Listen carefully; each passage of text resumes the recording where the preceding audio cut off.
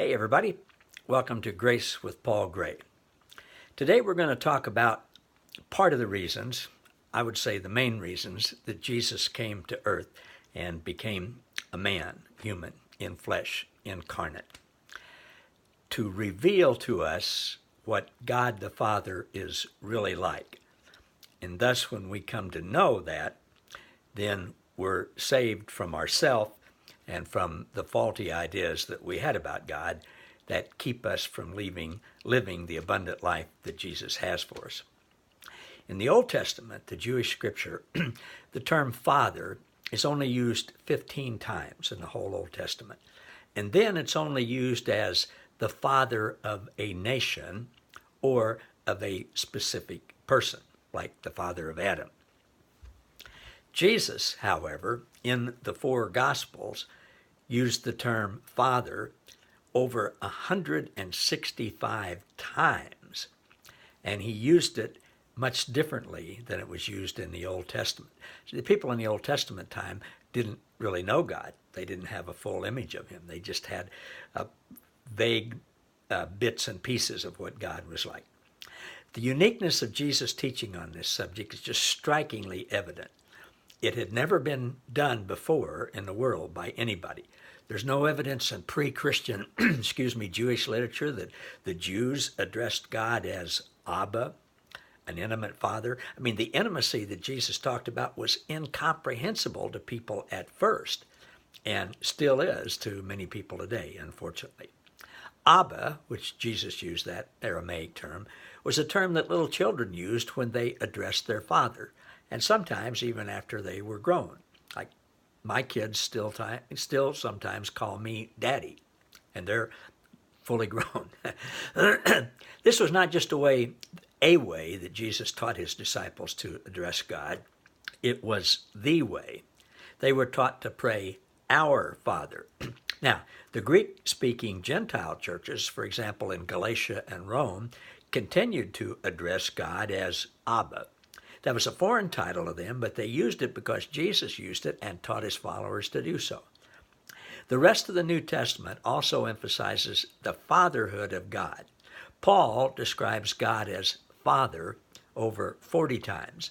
In the Gospel of John, he refers to God as Father over 100 times. So what's the big deal? How is this important in our lives in 2018? 2,000 years after Jesus was on earth in the flesh. What's our practical application? Why should we be concerned with it? Well, like a little child with their father, when we have childlike faith and childlike understanding of what God is really like, we have assurance. We know we're okay. We know we're loved and accepted and valued and cared for and provided for. We know our Father will protect us from whatever we need protecting from. Our identity is correct and solid and unshakable. Like little children, you have no worries. And you want to be with your dad and be like him. Jesus revealed to us what the Father is really like. When you know the truth of what he's like, you're captivated by him. You can't get enough of him. You want to be with him all the time because he's safe and he's good and he loves you unconditionally and he accepts you totally just the way you are. You know you're included in his family. There's never any question. You hear him speak well of you, to you, and to others about you. You never have to wonder if he's going to like you or want to be around you or if he's raised the bar to some unobtainable height. Sometimes I'm with my grandsons, Simon and Colin. They're 2 and 5 years old. Sometimes I'm with them before their dad gets home from work or wherever he's been. They get all excited when they hear him coming or see him drive up or come into the room, and they smile and scream and run to him and say, Daddy, Daddy, Daddy, can you play with me? Well, Jesus showed us that God, our Father, is like that. He's totally good. He wants to be with us. He thinks about us all the time. He likes us. He loves being with us. See, when you know the truth about what God, your Papa, is really like, it totally changes everything. It changes your whole life, changes every second of your life. So I encourage you, if you've never done this before, to get to a quiet place, be still, focus your intentions on listening to God, and ask him to reveal to you how he feels about you and what he's really like. Don't just do that once and think you've got it. Every day you'll find that he reveals to you that he's even better than you thought the day before or even earlier in the day.